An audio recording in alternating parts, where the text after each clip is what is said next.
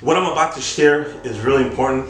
Those of you that have loved ones that are in prison, that are wondering like, man, how my brother, how my kids, how my family, how are they doing? Remember, what I'm sharing is different at every prison, and every life is different. This is what happened in my life. I hear videos, on YouTube that are very different from mine, and I didn't go through some of the things that other people went through, and it's very interesting because my life, was involved in a lot of gang activity, also in prison, and then, a lot of the things that happened to me was because, I took a stance on what I believe, right? And what I mean by that is that time when I took that stance in DVI State Prison, I got a hit on me, and the hit was take out that homeboy because he's no good, because now he's claiming Jesus.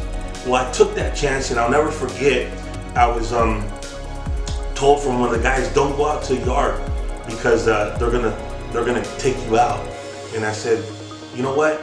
I said, I'm good. If it's meant to be for me to go, I'm gonna go, because I know what I believe in my heart, and I ain't following no man, and I'm not serving no man, and I'm not bowing down to no man, and this is how it was. And so when I went in there into that prison, this is my attitude, that I was already, kind of ready in my heart, even though, again, I had a little fear and everything, but I was ready, because that was my belief. And nothing was going to shake me and move me from my belief, because I was building faith. And this is what happens when you read the word. You build faith.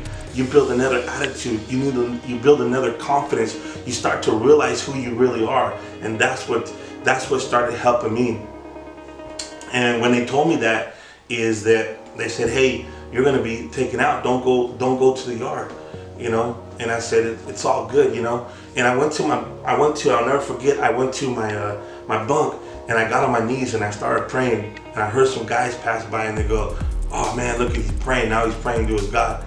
And let me tell you, it was the hardest thing to do, because I don't know too many people that have done it like that. I don't know too many people that would do what I did, but I got on my knees, I started praying, and I started saying, God, if it's my time, I'm gonna go. If it's not my time, then thank you for allowing me to stay here. I didn't really know how to pray. You got to remember, I was just really new into the Lord, but I had this faith that was just powerful. It was life changing, and so I knew that something inside of me was transforming my life. You see, that don't happen if it's not real. When it's real, it's real.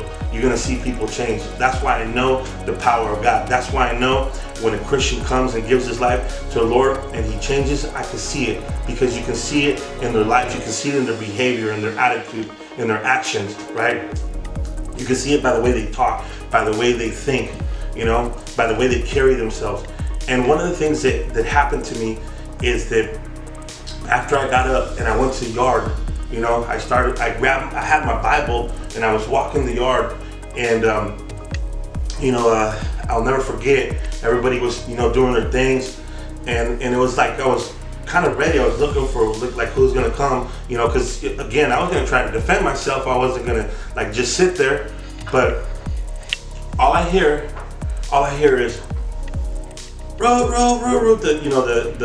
the sirens going off and whatever, like close down the yard. I remember, because they had caught some guy going out. Actually, I think it was one or two guys that caught him with shanks, and they closed down the yard, so they had us come back in.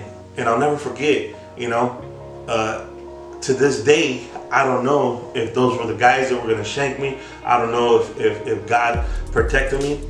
But after that day, right, I had a guy come to me that evening and said, hey, you know what? God is really with you, man. I know that God is with you, man. I know that there's a protection over your life. You should be out. You should be out right now, And that's all he said, and he walked away from me. I never saw the guy. I never knew the guy. He just came and told me. I went and sat on my bunk, and I just laid my head down, and I put my head back, and you know what? All of a sudden, I just started reading my Bible again. I just started reading my Bible, started building faith. And from that day on, I'll never forget, I didn't have nobody come and tell me, hey, you're gonna be 86, you're gonna be gone, you're gonna be this. I didn't have nobody come and tell me anything anymore after that day. I didn't have nobody come and like tell me, hey bro, you're fake about this. I didn't have, you know, any issues, right? But that day was the biggest test, because I didn't know if I was going to go home that year, the next year, whatever. I didn't know if I was going to make it, you know, and that could have been, you know, a stupidity part from even going out there, but that's just what I did at that moment. You know what I mean? You never know when you're going to make a right move or a wrong move, you know, because only he knows what you're going to do and what's going to happen, right? You can think, you can, you know, play this, play that, but only God knows at the end of the day. And so that was the decision that I made at the time, to go out there and not be afraid, because, you know, I didn't also want to get punked and be like looking like I'm this scaredy cat hiding in the corner either, you know. And so I would encourage people to do those type of things, you know.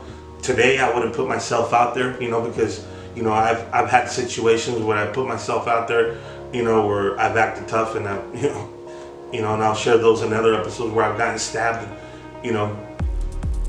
And this is not in prison. This is outside of prison, from a kid that I was watching, that, you know, that I you know, least expected him to stab me, because, you know, I wanted to love on him and help him.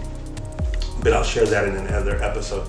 But this is what happened to me, you know, when I went to DVI State Prison. So I hope that story, you know, helps you. And the reason why I'm sharing, you know, those stories is because everybody has their walk with Christ differently. Everybody will go through different things, and there'll be challenges in life, you know, and you'll be tested of your faith, and you'll be challenged, you know, in life to go through things, and you know, you have to make sometimes a decision, you know, whether you're going to follow Christ or not.